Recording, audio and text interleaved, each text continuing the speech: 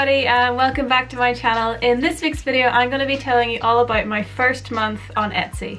So as many of you know, if you've watched any of my previous videos, I opened an Etsy shop just over a month ago, and I've been selling lots of things like clay pins and clay jewelry and earrings and things like that. And in this video I wanted to share with you my first month experience and answer some of the questions that you might have if you want to start an Etsy shop, because these were certainly questions that I had, so hopefully this will help you out a bit. So I'm going to break this video down into 3 parts. The first part is answering the question, does Etsy bring people to your shop? The second part is going to be all about should you change to free shipping, because that was something I sort of had a question about as I was starting into my shop like a couple of weeks in. And the last thing I'm going to talk about is my biggest lesson that I've learned overall after selling on Etsy for 1 month. So the first question, and probably one that you have yourself, does Etsy bring people to your shop? And the answer is yes, it does, which is great, but you also have to help Etsy help you. So there's 3 ways to sort of help Etsy show your shop to other people, and that is making sure that you have all the appropriate tags for the items. So say you know, you're making clay pins like I am, there's a little section in the item description where you have to enter, you know, relevant tags. I think you can use up to 13 tags, and you want to use every single tag that you can, because those help you come up in the search engine that is Etsy.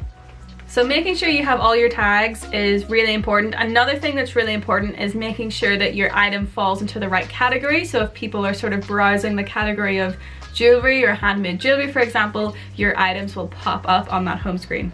And of course you want to make sure you have a really nice photo, so in like bright lighting. I take all my photos in natural lighting outside on a sunny day to make sure that my items look nice and sparkly and, you know, lovely. So making sure you have a nice photo is also super important. So all of these 3 things, tags, making sure your item's in the appropriate category, and making sure you have a nice photo, you'll sort of rank higher in the Etsy listings, and you'll be able to be visible to more people.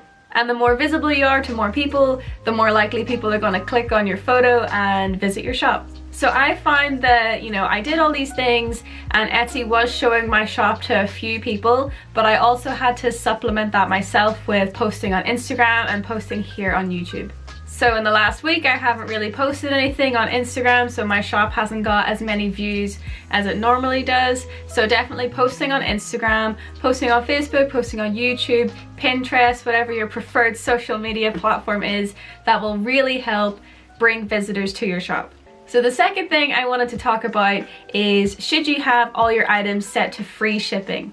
Now this is a question I had as I started selling, because actually I had, you know, my shipping prices separate. So Etsy says on there when you're making a listing that customers prefer free shipping.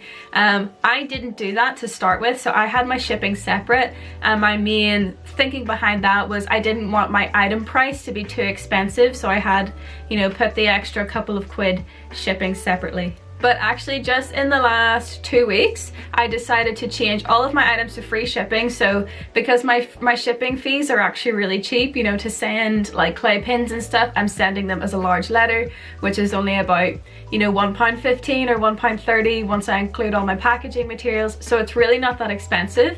So I decided to go back into my listings and just up the price of everything by £1, and then my shipping prices were included into the item price. I find that this actually made a massive difference in the amount of people that visited my shop. So you'll know if you've opened your shop on Etsy and when you start selling things, and you can see very clearly on the app. Actually, I'll put a picture up of the app on the screen so that you can see.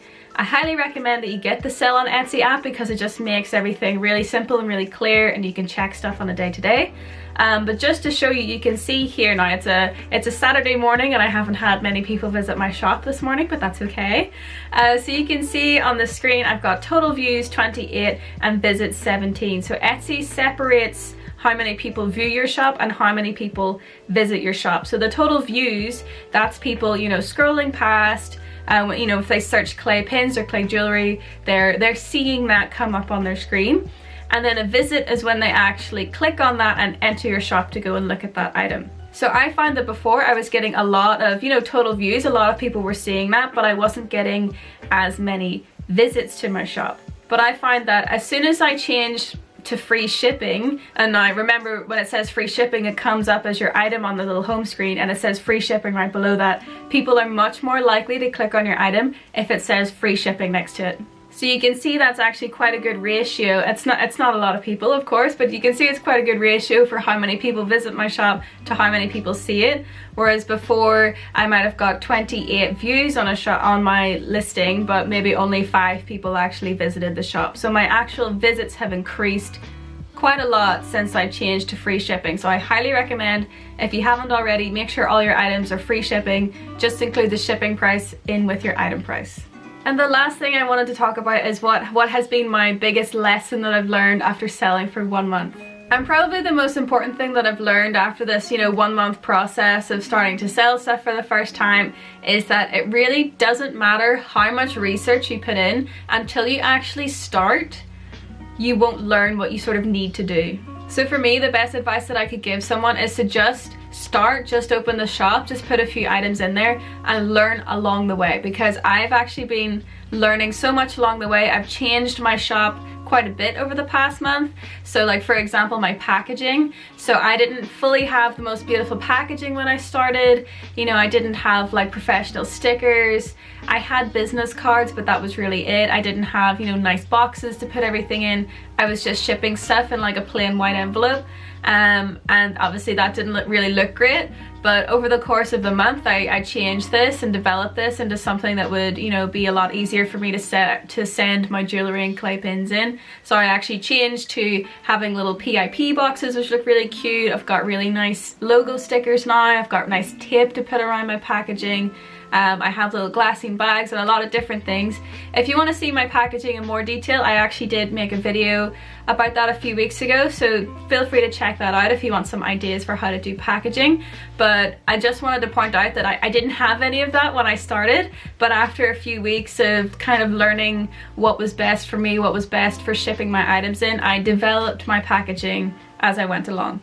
So you're maybe feeling a little bit like I did before I started, which is, oh, I don't have perfect packaging, I don't know how I want things to look, are my things going to arrive safely in this kind of box and stuff like that. So I just wanted to reassure you that you can change things very easily along the way and develop your packaging and develop even your items that you sell. Like, I'm no longer selling stickers or anything. I've now moved a lot more towards clay and clay jewelry, and I've kind of found in myself what I like selling and seeing what sells best on my shop and adapting to that as I went along through the month.